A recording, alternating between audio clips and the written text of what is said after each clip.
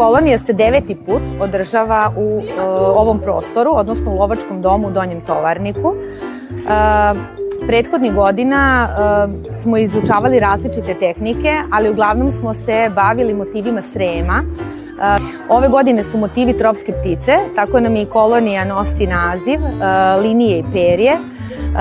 Deca vrlo lepo reaguju, nadam se da im se svidelo, pošto smo na samom početku kolonije išli u zoološki vrt, deca su imale priliku da sama fotografišu svoje motive i sad će ih preneti na papir.